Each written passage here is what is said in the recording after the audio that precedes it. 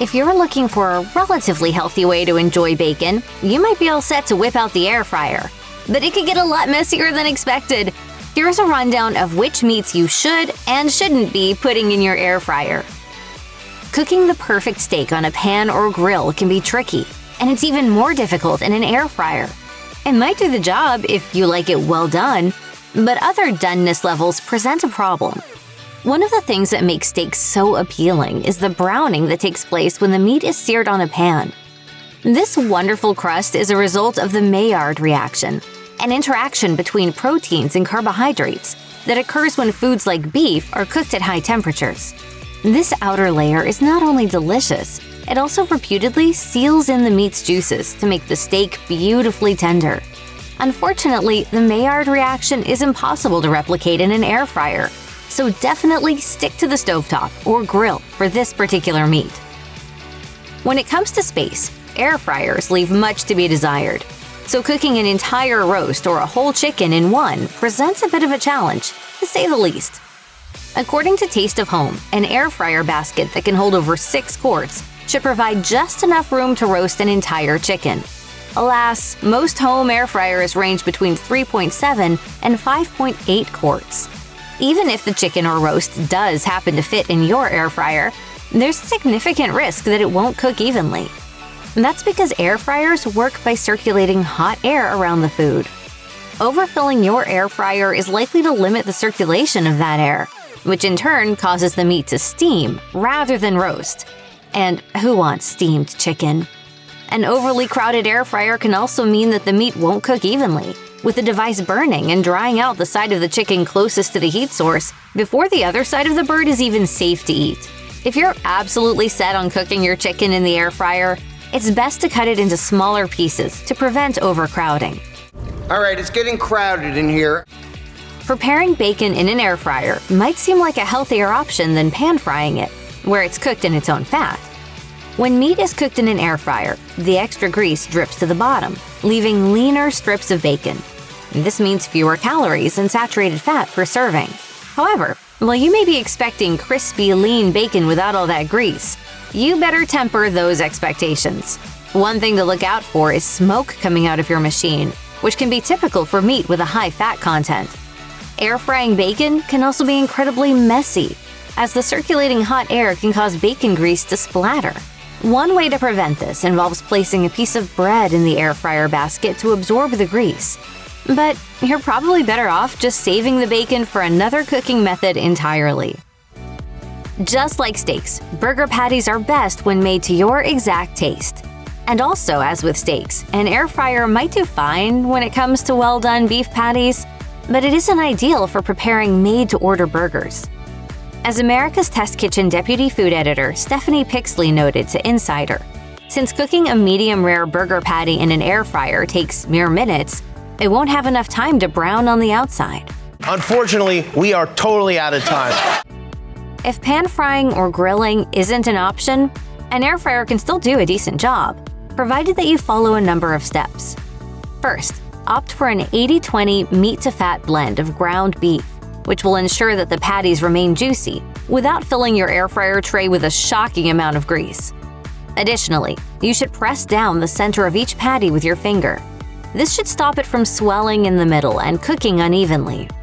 The patties should be cooked between 9 and 12 minutes, depending on thickness, but always be sure to check them early in order to prevent overcooking. No self-respecting carnivore can pass up crispy chicken wings, even if they're often quite greasy. Luckily, air-fried wings present a lighter alternative to their deep-fried counterparts. They're also faster to prepare, and with a little know-how, they can turn out just as crispy on the outside and juicy on the inside as conventionally made wings, but without the extra calories. Since chicken wings have a high skin-to-meat ratio, the trick to air-frying them lies in rendering the fat properly. Doing so will make them crispy rather than overly dry or soggy. To ensure mouth-watering results, Aaron Clark of the Well Plated blog recommends cooking them at 2 different temperatures: 360 degrees to render the fat, and 390 degrees to crisp the outside. Doing otherwise could result in a dry and leathery disaster. While you can expect air-fried ribs to be tender on the inside and crispy on the outside, they're unlikely to have the much-desired fall-off-the-bone factor of their oven-baked counterparts. Nevertheless, air-fried ribs are still flavorful and much faster to make than in the oven. In fact, beef or lamb ribs generally take only around 20 minutes in an air fryer, compared to hours in the oven. A rack of beef ribs may need to be cut into smaller pieces due to limited space in the air fryer. It's also important to remove the membrane from the back of the ribs to ensure more tender results. After you season or marinate, remember to lay the ribs in an even layer and cook at 360 degrees for about 20 to 25 minutes. And be sure to turn them halfway through the process to ensure that they cook evenly. If you don't happen to have a dehydrator or smoker at home, you can still prepare perfectly good beef jerky with your air fryer. While you should normally opt for cuts with a good amount of marbling when cooking beef in an air fryer, the right cut is quite different when you intend to make jerky. In this case, look for leaner cuts such as top round roast or eye of round. The leaner the beef, the easier it is to dehydrate it, as it's already starting off with relatively low moisture content. Some air fryers feature a dehydration setting, but that's not the case for all of them.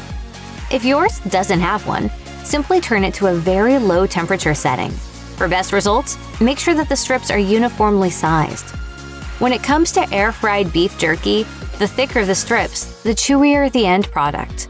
Cutting the strips with a grain rather than against it will also result in a chewier jerky. We make our own beef jerky. That's what we do.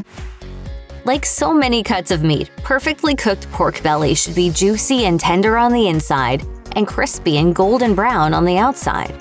And with the help of an air fryer, pulling that off shouldn't take an entire day. Pork belly is rather fatty, so an air fryer is a great way to lower its calorie count. The most challenging part of air frying pork belly is getting the skin to crisp and bubble. The trick to the perfect crackling lies in ensuring that the cut of meat is properly dry before you begin cooking. This can be achieved by refrigerating the pork belly for between 12 and 24 hours. A little salt can also be placed on the cut to draw out moisture. And while seasoning the belly before cooking is fine, you should avoid marinating, as liquid marinades can prevent pork belly from developing that much-desired crackling. That said, glazing the meat after the skin has become good and crispy is usually fine. Meatballs make both a great snack and a full meal, and they're also ultra easy to prepare in an air fryer. Golden and crispy on the outside and packed with flavor on the inside, air-fried meatballs are also a healthier option than their pan-fried counterparts. If you're particularly health-conscious, you can also opt for turkey or chicken instead of beef meatballs, since they tend to be leaner. To make your meatballs truly melt-in-your-mouth scrumptious, it's best to coat the air fryer basket in non-stick spray and cook them in a single layer. This will allow the hot air to circulate around the food and cook everything quickly and evenly. Meatballs should be cooked at 400 degrees for 7 to 9 minutes. Some recipes call for flipping the meatballs halfway through the cooking process, while others recommend giving the basket a simple shake to ensure that the meat cooks evenly. Mamma mia, that's a spicy meatball! Air-fried meatloaf is pretty similar in taste and texture to the oven-cooked version. The main difference is the cooking time. Preparing a loaf in an air fryer can cut the time in half, going from 90 to around 45 minutes. In addition, air-fried meatloaf tends to be leaner and less greasy than its conventionally prepared counterparts. That's because air fryers allow the fat from the meat to drip into the cooking basket. For best results, select 80-20 ground beef. Getting your meatloaf ready for an air fryer doesn't differ much from the traditional prep method. Simply mix ground beef, egg, breadcrumbs, onion, milk, and seasoning. Fashion the mixture into a loaf and cook at 380 degrees for 16 to 18 minutes. Then top the loaf with a glaze before cooking it for another 2 to 3 minutes. If the crust starts to darken before the loaf is fully cooked, place some foil over the meat to stop it from burning on the outside. While you're unlikely to fit an entire turkey into a conventional air fryer, it's perfect for preparing juicy turkey breasts that are perfectly brown and crispy on the outside. They're a lean and healthy option, particularly if you're counting calories and watching your fat intake. When cooking turkey breasts in an air fryer, All you need is a light spray of oil to help the skin crisp. For lip-smacking results, rub the turkey breasts with a little seasoning before placing them in the fryer. Cook them at 360 degrees for about 40 minutes, depending on their size, flipping them halfway through the process. Since air fryers tend to heat from the top down, cook the breasts skin side down first. Then flip them over to let them finish cooking skin side up, and this will ensure some perfectly cooked poultry skin. Name something people take with them to the beach. Turkey. When it comes to finger-licking pork chops, the air fryer gives conventional cooking methods a run for their money. As with so many other foods, air-fried pork chops are a healthier option than their fried or grilled counterparts, since they don't require the addition of much oil or butter during the cooking process. Size matters when air frying pork chops. For best results, select cuts that are between 1.5 to 2 inches thick. If you opt for anything thinner, it's likely to dry out and become unpleasantly tough. Also, since thicker cuts take longer to cook, they're more likely to emerge with a beautiful char in addition to a juicy inside. Be warned, though, that pork chops can be easy to overcook, so be sure to get the timing just right. Aim for around 12 minutes for a 2-inch thick chop. Scrumptious chicken breasts and air fryers are a match made in heaven. When done right, they're a lot juicier than if they were cooked in the oven or on a stovetop. That's because the compact nature of air fryers leaves little room for the juices to evaporate out of the meat. America's Test Kitchen Deputy Food Editor Stephanie Pixley recommends glazing your breasts before popping them in the fryer for an extra hit of flavor. If everything goes according to plan, you can expect unbreaded chicken to emerge browned and crispy on the outside and beautifully moist on the inside. That was how it turned out for Brianna Riddick of Cooking Light, who also tried some breaded chicken, which resulted in deliciously crispy breading and absolutely no sogginess. Bon appétit! If something's fried, I might eat it. Check out one of our newest videos right here. Plus, even more mashed videos about your favorite foods are coming soon. Subscribe to our YouTube channel and hit the bell so you don't miss a single one.